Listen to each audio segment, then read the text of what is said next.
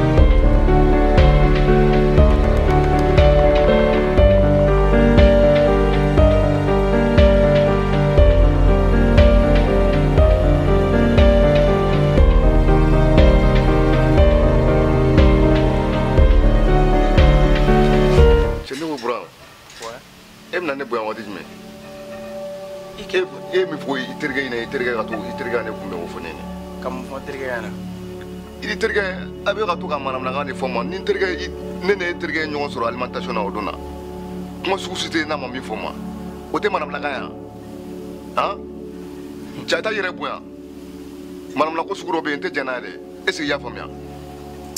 ɔn y'a dan Tima dɛ min bɛ e b'a dɔn ne bɔra i ka cɛ in fɛ yen cɛ dun Burage wa o t'a yɛrɛ dɔn koyi ne taara i ka ci fɔ a ye kuma sugu tɛ yen a ma min fɔ ne ma a ye ne gɛn yɛrɛ de ko ne ka bɔ ale ka so ko ne ka musoya yɔrɔ nin tɛ ko mɔgɔ si tɛ na jɔ ale da la ka i ka ci fɔ ale ye dɛ ko ne ka bɔ ale ka so i b'a Burama mara koyi ne taara ne musokɔrɔbatɔ ka taa deli a ma sɔn ko ne ka bɔ ale ka so hali kunu o duna ne bɔra ne ni a kɔrɔkɛ an bɔra alimentation na k'an ka taa an ka fɛn dɔw san a terikɛ Nafi da jan de o ye Ala minɛ ka t'i feere an ka ko la ten ka kɛ ne ko ale bɛ k'i pɛrɛn-pɛrɛn n ka cɛ kunna ten donc n ko ale tɛ e de don donc n'a sɔrɔ i bɛ k'a lasu n'i ma dabila n bɛ tasuma k'i kan dɛ ne ko mun a ye tulo ja de donc a ye compréhension ɲɔgɔn ka bɔ dugu kɔnɔ fɔ ne quoi ne bɛ ka miiri de quoi walahi bila ne bɛ ka miiri sinon e bɛ ka min kɛ ne quoi bila ne tɛ se ka sɔn ma quoi ne terikɛ nin i b'a ye k'a to yen quoi bi ne terikɛ in ka di ne ye ka tɛmɛ e kan est ce que i bɛ k'a faamu e cɛ bura an yɛrɛ ne yɛrɛ tɛ si so in kɔnɔ bilen maa bɛna bi maa fɔ a na ne bɛ bɔ so in kɔnɔ quoi ne bɛ yɛlɛma yɔrɔ la a n'a kala dɔn tulen don dɛ faran terikɛ la quoi i bɛ hɛrɛ fɛ quoi cɛ jamana dɛ bura i bɛ hɛrɛ fɛ faran terikɛ la quoi i y'a faamu bon n bɛ min ɲini i fɛ i terikɛ a fɔ terikɛ a kana don dun kɔnɔ bilen bon a bɛ don e kelen ta tɛ dun ye a bɛɛ ta de dun ye a bɛ don quoi cɛ i bɛ kan'i ka kuma yɛlɛ ne ta sanfɛ dɛ a bɛ don dɛ a bɛ don e bɛ k'i yɛrɛ filɛ mɔgɔ sugu jumɛn ye nin bura han e bɛ k'i yɛrɛ filɛ jumɛn cɛ kana to n bɛ tasuma k'i kan san e bɛ ne kɔli ta de ya e b'i yɛrɛ ka mun ye o ma su kora waati jumɛn an bɛ bila an da yɔrɔ ma ko kɔrɔkɛ ka fara olu ka muso la ne ko he karisa i sen b'an ka ko la dɛ i y'a mɛn i ka n'an ka ko ɲagami dɛ ani kɔrɔkɛ ye mankanba de wuli n ko Nafigi du cila in n'o de ye fa ma wa i b'a dɔn dɛ Bura bɛ ɲini ka sa i kɔ e t'o dɔn dɛ ale dun ka sira t'a la sa i dun ko ka d'a ye ne b'o dɔn i b'o dɔn kɛ ka sɔrɔ Bura kun ka di ne ye mais ne t'a dɔn fɛn fɛn ne ni Bura kɔ fɛngɛ ta ne dabala banno mɛ a bɛ kɛ cogo di bura yɛrɛ ko man di ye sisan i dun ka sabali dɛ muso ko kɛlɛ ma nɔgɔ dɛ kɔrɔni dɔgɔ bari kɔrɔkɛ ma tɛ ka bɛn dɔgɔnin ni kɔrɔkɛ ma tɛ ka bɛn n'i y'a dan ne ma hali i ka nin ko nin to ta ta dɔn nɔni ka ne kɔli ta lɔgɔ i bɛ ka kafa mun na de e bolo k'e bɛ se ne la de ya a bɛɛ ni ala tɛ se ne la bilayi tɛ se ne la ne bɛ k'i to ko dɔ de kama quoi parce que ne k'e ka sa mɔgɔw bɛna fɔ ko ja ko ne yɛrɛ bɛ n kɛ kɔrɔkɛ kan u bɛ n ka mɔgɔ lankolon quoi sinon tɛ se ne la dɛ min bɛ kɔnɔ o bila bilayi tɛ se ah non i bɛ kana wuli quoi walayi non ne dɔgɔnin tɛ wali sini a bɛna du kɔnɔ mɔri bɛna du kɔnɔ i se t'o la quoi ah d'accord awɔ an ka to la n'i ko ten an ka to la problème t'a la e k'a fɔ ne k'a fɔ a bɛ to min ta la o dɔnnen don ja bura jamana dɛ ye n daminɛ est-ce que bura ma don fali la mais kuma bɛ na sɔrɔ kuma bɛ na ne dun tɛna se ka nin ko in dabila parce que a tɛ mɛn yɛrɛ ne ni kɔrɔkɛ ka mariage bɛna kɛ tɛ fɔlɔ ne ni bura kun ka di fo k'a faga mais a kɛlen ko bura ye sɛ n'a buru tobi k'a di ne ma ne tɛ bura ko la bilen dɛ mais kɔrɔkɛ ma in kɔni sigi kɔni n'an b'o kelen kɛ dɛ sɔɔni mariage i b'a dɔn dɛ bura bɛ ɲini ka sa i nɔfɛ e t'o dɔn wa ne b'a dɔn kɛ i ko ka d'a ye fo k'a dama tɛmɛ ne ka sira foyi t'a la dɛ kura de i b'a dɔn tile ka kala an tɛ dɔ fara an sennɔ kan yɔrɔ dɛ ja bura na mugu ci i kɔ la ye an tɛ taa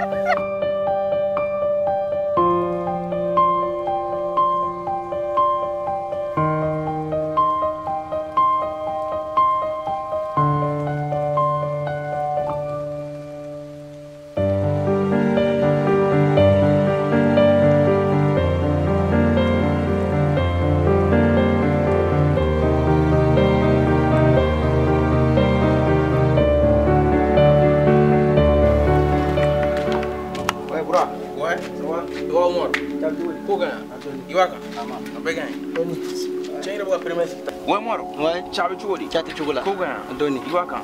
Dɔɔni. Cɛ i yɛrɛ si b'i la dɛ. Walayi. N bɛna premier sigi sisan wa i ma charbon yɛrɛ ma kɛ fɛn na. Yɔrɔ dɛ. Cɛ o sɔn ɲ'a ko la dɛ. Yɔrɔ dɛ. Walayi. Cɛ ne ko kunu e ni grafɛlɛ ɲɔgɔn ye de ya?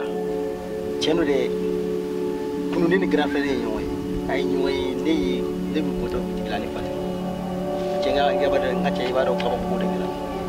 Ne de ye ninnu ye bitigi kɔnɔ. Ne ko n bɛ don o bitigi kelen kɔnɔ ka taa poisson san na quoi. N ka cɛ ne sira da la ne ye ninnu ye. Ne yɛrɛ ka poisson san yɛrɛ bɔra ne kɔnɔ pewu. Tellement que ne dimina cogo min. N ka cɛ i b'a dɔn n ye min kɛ n bɔra kɛnɛma fɔlɔ ka na n jɔ da la u ma kɔnɔ.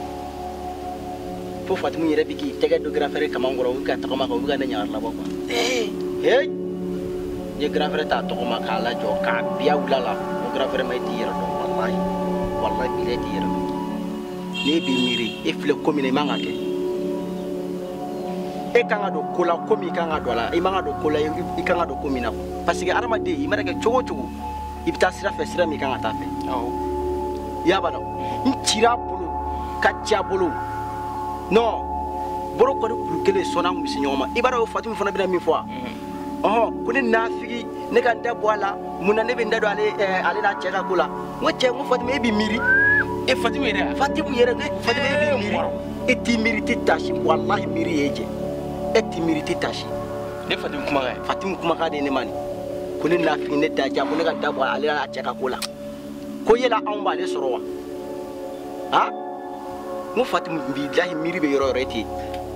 E t'i miiri koyi parce que ne ye n ta e fɛ dɔrɔn a fɔ ko n ye tiɲɛni kɛ parce que e ye muso de ye quoi. N ko grand frère ma a ka taa sira fɛ sira min a kan ka taa fɛ. E dɔgɔnin muso e dɔgɔnin bɛ bilalen bɛ mɔgɔ min kɔ dugu in kɔnɔ n'a fɔra k'e fana bilalen o kɔ o tɛ kumasulu yɛrɛ da i faso kɔnɔ wa? Cɛn cira a bolo ka ci a bolo Fatimu ko k'a b'a dala n ko Fatimu e tɛ sa ne tɛ n ta e fɛ parce que e ye muso ye quoi. Ni n ko n da tɛ n tɛ ta e fɛ dɔrɔn a ma ɲi. E ye muso de ye quoi. I jo b'a la. I b'a dɔn an cira a bolo quoi. I jo b'a la. Walayi bolo kɔni kuru kelen ne dɔrɔn tɛgɛ kun bɛ se ɲɔgɔn ma. Awɔ dɛ. Jali kun y'a kuruya ma. O kun bɛ jali ya ma. N cira a bolo tellement que n ka cɛ f'i kun ka kɛ yen. Non ne ka cɛ an bɛ ɲɔgɔn bolo walayi. E cɛ n ka cɛ o tan tɛ ne bolo dɛ. N jɛra kojugu i b'a dɔn. Parce que ne yɛrɛ ɲɛ bɛ ko in na cogo min na fo n ka lamɛn labɔ nin ko in kalama. Cɛ n ka cɛ lamɛn t'a kalama fɔlɔ an bɛ ɲɔgɔn na lamɛn t'o kalama. A bɛ na dɔrɔn a bɛ na bi dɔrɔn n bɛ ko in na wuli quoi. Cɛ n ka cɛ. Fo lamɛn ka bɔ a kalama de min bɛ sen na. N'o kɛra a da bɛna ja min na an bɛɛ b'o ye quoi. N ka cɛ o don dɛ n b'i kɔ. Ni manamana ko don. Ne b'i kɔ walayi su ni tile b'i kɔ. Donc ne ka cɛ n bɛ taa te dɔ san bitigi la ka na se an ma. I y'a dɔn. Kɔnɔ n bɛna san quoi. Sa. N bɛna se n ta ka na se an ma. Awɔ.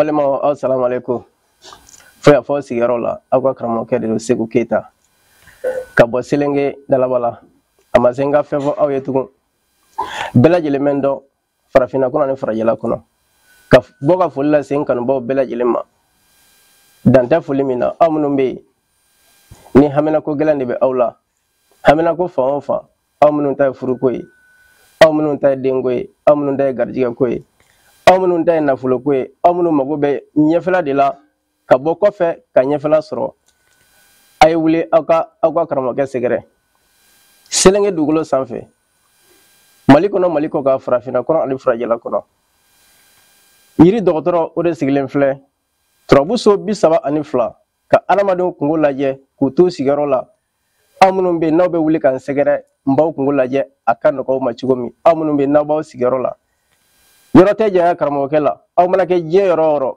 a ye wuli aw ka karamɔgɔkɛ sɛgɛrɛ aw ka wele a ka nimero la n b'aw jaabi k'aw kungo ɲɛnabɔ fo k'aw lawasa i n'a fɔ aw bɛ fɛ a ka kɛ cogo min na kamanagan ko fan o fan n'o de bɛ adamaden de minɛ ka i si ɲɛna jɔrɔnako n'o de bɛ aw la cɛ ani muso aw mana kɛ diɲɛ yɔrɔ o yɔrɔ aw ka écran dugumana lajɛ aw ka wele n ka nɛgɛjuru sira la an bɛ ɲɔgɔn kunnafoniya ka ɲɔgɔn bɔ fili la ka ɲɔgɔn bɔ dingɛ kɔnɔ k'aw bila gele kan bɛɛ lajɛlen ka o ye hali bi ka foli di n kanubaw bɛɛ lajɛlen ma dan tɛ foli min na an b'a fɔ aw salamu aleykum rahmatulahi taala wa barakatuh